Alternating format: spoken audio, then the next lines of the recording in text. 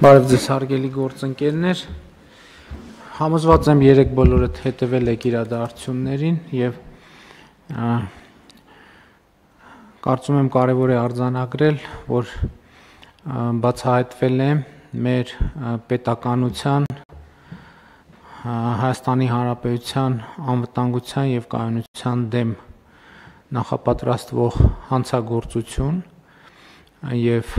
բնականաբար նաև կանխվել է այդ պլանի իրագործումը և ուզում եմ շնորհակալություն հայտնել մեր իրավապահ համակարգի բոլոր ներկայացուցիչներին և առավոտյան հարցը քննարկել եմ նաև Հանրապետության նախագահի հետ և կարծում եմ իմաստ կունենա, որ ազգային անվտանգության ծառայության, դատախազության, քննչական կոմիտեի, ներքին գործերի նախարարության, ոստիկանության առավել արդյունավետ գործած աշխատակիցներին ներկայացնեք պարգևատրման և պետական պարգևի, կարծում եմ շատ բան չկա ասելու թեմայի հետ կապված, որովհետև ահռելի ծավալով ինֆորմացիա է հրապարակվել և ես այս պահին չունեմ որևէ այլ բան բացի հրապարակվածից ասելու, համոզված եմ արդյունավետ քննություն տեղի կունենա և հետագա ընթացքի մասին մեր իրավապահները հանրությանը կիրազեկեն և ուզում եմ մի հարցի վրա մեր ուշադրությունը հրավիրել, որովհետև երեք հանրային քննարկումներում, սոցիալական ցանցերում մի շեշտադրում իմ ուշադրությունը գրավեց, այդ շեշտադրումը հետևյալն էր,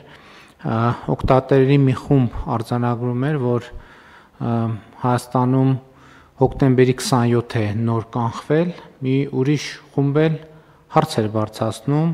թե արդյոք 1999 թվականին Հայաստանի իրավապահ մարմինը կարող էր կանխել հոկտեմբերի 27-ի ահաբեկչությունը։ Կարծում եմ սա մի հարց է, որի պատասխանը նույնպես ի վերջո պիտի փորձենք վստահելի ձևով ձևակերպել և ես հույս ունեմ, որ մեր իրավապահ համակարգը այս հարցի ձևակերպումը, այս հարցի պատասխանը գտնելու ուղղությամբ նույնպես ջանքեր կգործադրի։ Այսքանը երեկվա իրադարձությունների հետ կապված, մինչ օրակարգի հարցերին անդրադառնալը, ուզում եմ նաև ընդգծել, որը կարևոր է, որ մայիսին մենք տնտեսական բավականին լավ ցուցանիշներ ենք արձանագրել, ինչը կարևոր է իմ նախնական